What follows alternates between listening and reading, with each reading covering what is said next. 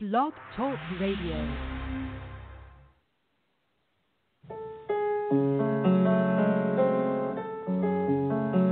Do you know the Beatles? Yes, I know who they are. Of course you do. Eleanor Rigby. Who? Eleanor Rigby. No, I don't know her. You know, Yellow Submarine. Dum-dum-dum. Yellow Submarine? That's silly. It's very funny. You've been one of my harshest critics. The way you live is a criticism. Your shoes are a criticism. You don't like my shoes? Cuando tenga la tierra, sembraré las palabras. You think you know better? Que mi padre. We are no longer part of this world. You know, the hardest thing is to listen. To hear his voice. God's voice. Cuando tenga la tierra, te lo juro, semilla. It's not me who needs to be satisfied. It's 1.2 billion believers. Silence! You know, there's a saying. God always corrects one pope by presenting the world with another pope. I'd like to see my correction.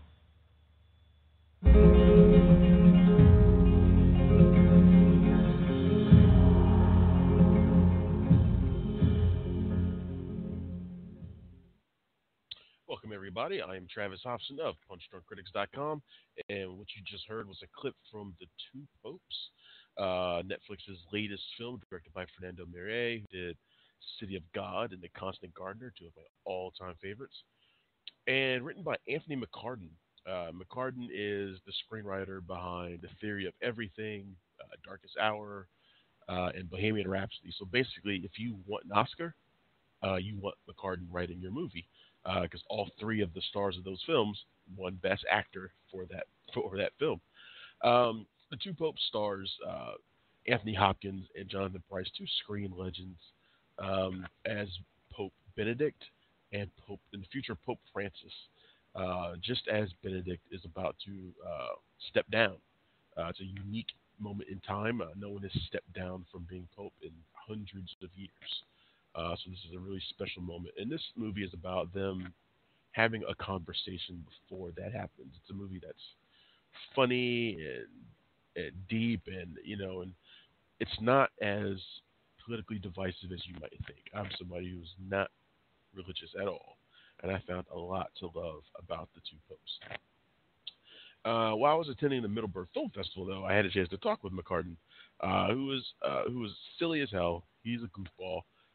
Ran into him a bunch of times while I was there at the festival, and he's a lot of fun to talk to. I'm joined by my friend Tim Gordon in this interview as well. You should check it out. It's starting right now. Enjoy. I feel like we're old friends at this point already. Cause We've met 3 times. We're here. We're here at the Middleburg Film Festival, where you are one of the guests of honor for obvious reasons, man. You are, like we talked about a little bit earlier, kind of the Oscar whisperer right now. You got The Two Popes playing here. You had Darkest Hour, Theory of Everything. How are you feeling about The Two Popes this year? I try not to speculate. Does your head in? I was going to ask you about that. After doing so many things that have been acclaimed in a row, does it kind of do you feel like you have to top yourself each time? Do you consider that? Yeah, I try not to buy into it really. I've got 3 kids, and my partner has 3 kids, and so we've got 6. And believe me, wow. All your pundit sites are fed to me, and I go, don't tell me, and they go, hey Dad, you're 9 to 1, and I go, leave me out. It's a kind of distraction, and it's unfortunate in some respects, because it puts you in a kind of adversarial race with your peers, and in a perfect world we wouldn't be doing that, but it's fun, and it certainly captures people's imaginations. It makes them interested in the whole race, and therefore the movies. So ultimately it's a good thing. Anthony Hopkins, Jonathan Pryce. Come on. You got these guys in your latest, man. This film is getting a lot of buzz. Got a chance to look at a little of it today. I'm going to see the whole thing in its totality tomorrow. Yeah. But this film looks good. It's very funny, from what I've seen. The story, as I said, talk a little bit about what attracted you to wanting to participate in the project when they brought it to you for this film. Well, it started with me quite by my happenstance. I was in Rome, and my sister texted me. A cousin of mine had passed away, and she said, if you're near a chapel or a church, can you go in and light a candle? And I was in Rome, so no problem.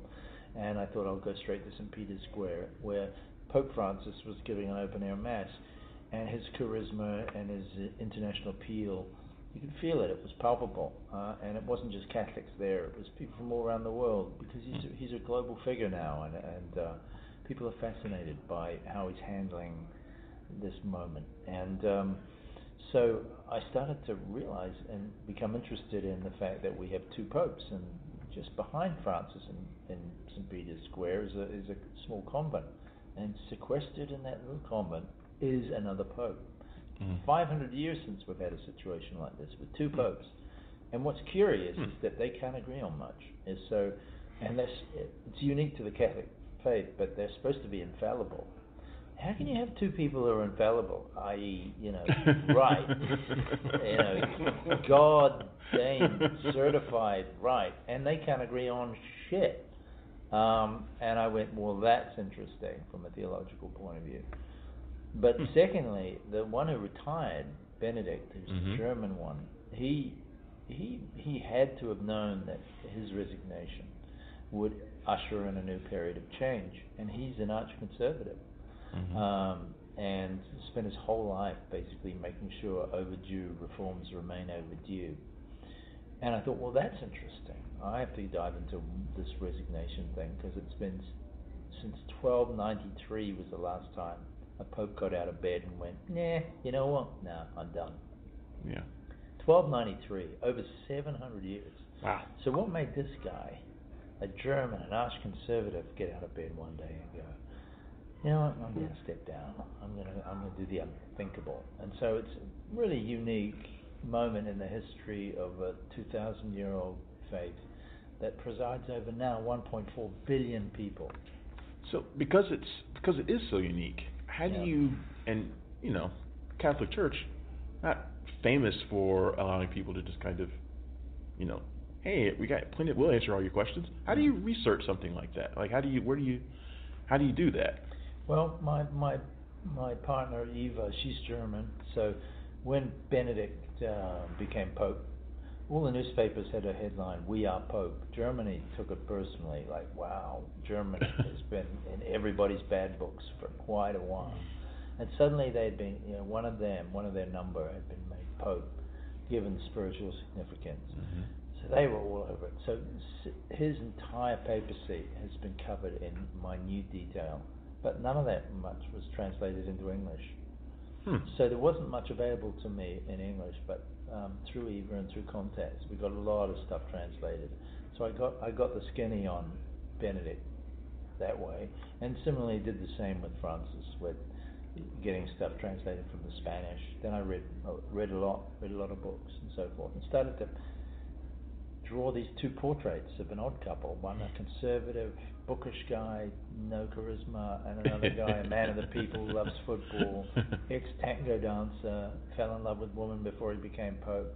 I just thought, this is interesting. This is a great, dramatic, brew. And I just had fun with it. How much, or if any, blowback have you gotten from the Catholic Church about this film? None. In fact, we showed it to the Vatican Press Corps, and they were, I think the word would be relieved that we weren't giving them a hard time, because it's just been a torrential amount of bad news that they've been having to deal with.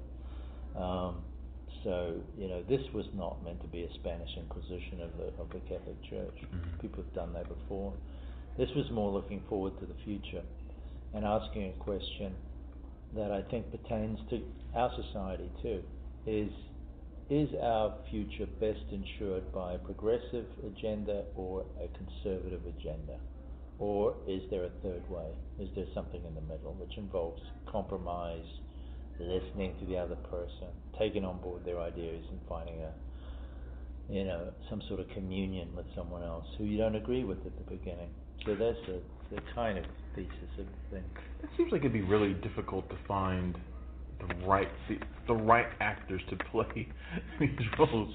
Yeah. How did Anthony Hopkins and Jonathan Pryce both come to it, and how did you, I guess, kind of figure which one is better for which one?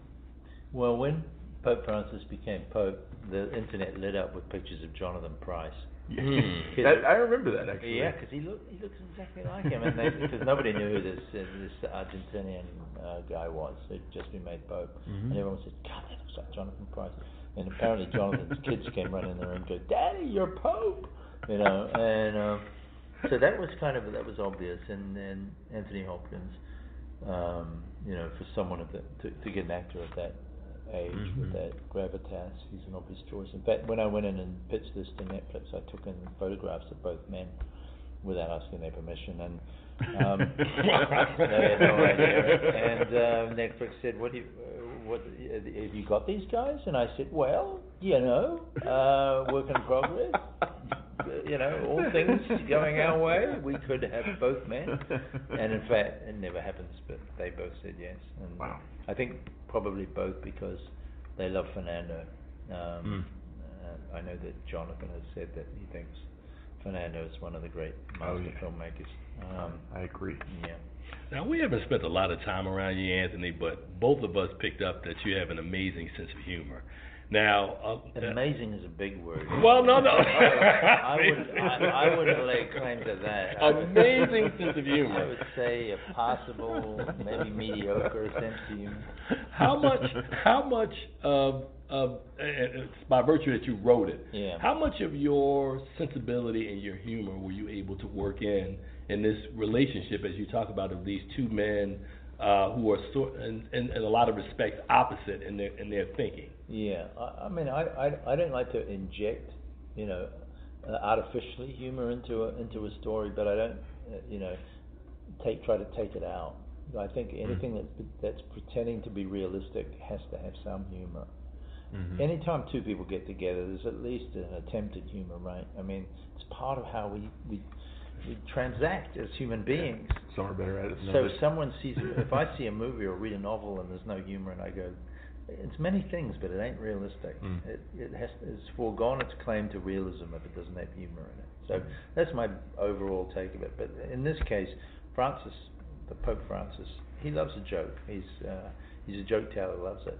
So that was there to play with. And Benedict is not famous for humor whatsoever. There was no record of him ever cracking a joke. And I thought that in itself is funny. I can put these two together. One doesn't comprehend what humor is at all, and one who wants to make jokes, and they're just dying in front of this audience of one. So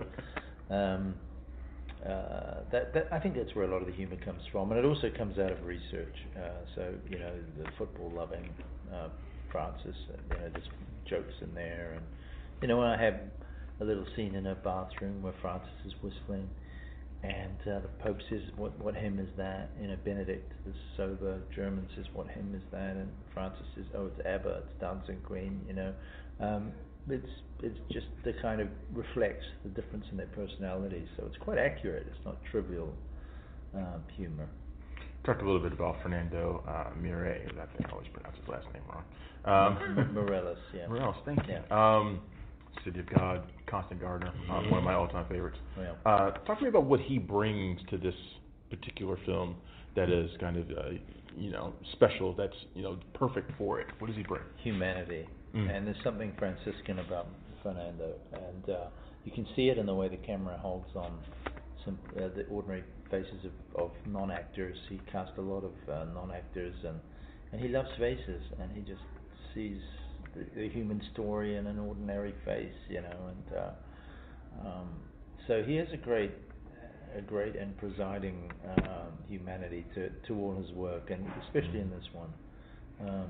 He has no ego, seemingly, and he's the only director I've worked with who could give it all up tomorrow and just work in his garden, and it's not. I'm not joking.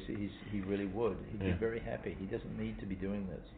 he wants to save the planet. He's very active in social causes, and film is just sort of one of the things he does. So he's a very impressive person and perfect for this project. Did you ever think about doing it yourself, directing-wise, or did you always just want to do scripts? See, the problem for me, because I do have an aspiration to one day direct again, but I keep sitting there watching master directors work, and it just reminds me that I wouldn't have thought of that, or that's incredibly clever. Wow. And so I'm constantly learning, and it's pretty intimidating, the amount of skills that a real master director can deploy. And it keeps me modest. So think about Pope Benedict and Francis. We've seen you write Winston Churchill. We've seen Stephen Hopkins. Between you and Oliver Stone, one of the two of you got to step up and do a biopic about the modern president of the United States. That, I think, would be a fascinating portrait. It'd have to be a comedy. It'd have to be a farce. I just think you're one of two men who I would really trust that can get it done. Yeah, well, I think you need a bit of perspective. I think some time has to pass. We need to see how this little particular tragedy plays out, and it's happening in real time. And it's very hard to compete with how stunning and riveting, his story is on a daily basis. We've never had anything like it. A guy who essentially ran for president on a whim to up his brand, up his value of his hotels, which were in decline. And the unthinkable happens. He gets voted in on a wave of disgruntlement in America at large, and they go, as Michael Moore says, it's the biggest fuck you in American history. And now we're here living with it day by day, and Republicans by and large would agree. They would rather have had any of the other Republicans. I mean, how good does Jeb Bush look right now as an option? Good Lord, Right. Or what's his name, Kasich, or John Kasich. Yeah. Any of those people, they're stable. Yeah. And they're principled. Yeah. But this guy's not since Nixon have we had a real hood in the Oval Office. Yeah. It's crazy to think about, especially in contrast to someone like Churchill. Right. When you're thinking about people who have been leaders, like the great leaders, and whether we like it or not, Donald Trump is the most powerful man on the planet. So, I mean, I don't even know how you would tackle it. I guess you would have to only do it as a comedy. But I'm fascinated to see it, though. I would be fascinated to see that, though. Yeah. When you approach the subject, because we talked a little bit about how you're kind of on this really hot streak. When you first approach a topic that you like, okay, this is what I want to do. What is it that you look for in particular? Something that combines the intimate and the epic at the same time. It's easy to find stuff which is purely intimate, and then and that's a domestic drama, and I've done those, and they're very cool.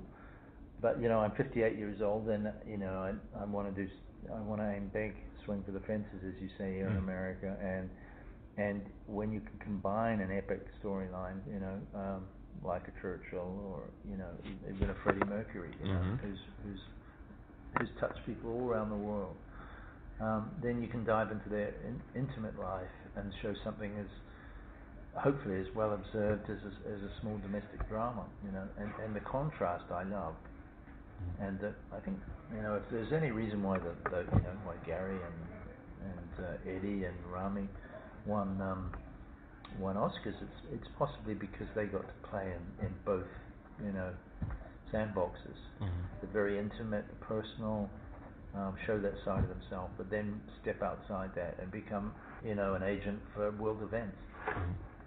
Now, Travis talked earlier about when you're riding a hot streak right now. How much leeway does it give you for the choices that you want to make? So let's say hypothetically there's something that you really want to do. How much have you gotten in as it relates to what's the word I'm looking for? Not just leeway, but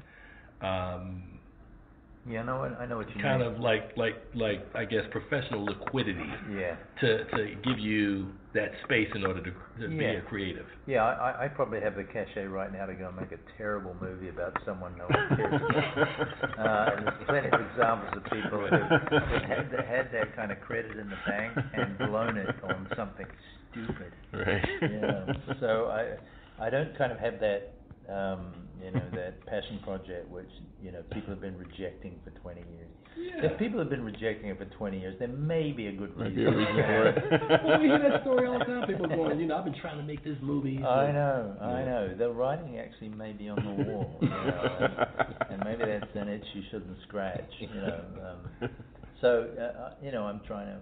What's very cool is that when I going back about 8 years and Theory of Everything happened, it changed my world. The phone started ringing, and I got to work with better people, and I got to work with better budgets, so we could realize things on a higher level.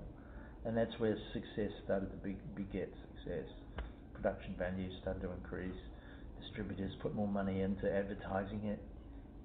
Your reach just increases, and you kind of go, okay, now I understand why success breeds success. And it's yours to screw up, if it goes to your head and you stop, your commitment moves from your work to having fun or, getting off on your own ego. You can unravel that really fast. It can all go away. Speaking a little bit about ego, you got a panel coming up here at Middleburg, don't you? Is it today or is it tomorrow? It's Fireside Chat. Yeah, Fireside Chat. Tomorrow. You got coming up. We're here at Middleburg. You got Fireside Chat coming up. I've ordered a quilted jacket. And I want some velvet slippers. And you're going to hear a torrent of wisdom from me. It's called the Hugh Hefner. Yes, the Hefner room. I'll drop my voice an octave, and there'll be long pauses while I recharge my pipe. But it must feel a certain kind of way to know that you've got this platform that they're willing to give you. It's incredibly privileged. How does this feel? Incredibly privileged. Yeah. No, it's pinch me stuff. It really is. When I think back to, I was just born in a small town in New Zealand, and then I'm kind of telling these foundation stories. Globally important, significant stories. Why me? But no one's stopping me. So until they stop me, until I'm arrested, I'm just going to keep doing it. All right, that's my interview with the Two Popes writer Anthony McCarten. That film is out now on Netflix, and it's the holidays. You got time? You should go ahead and check it out right now. It's a terrific film, one of the best of the year, in my opinion. I'm Travis Hopson of PunchdrunkCritics.com. Thanks for listening. I will see you soon. Bye.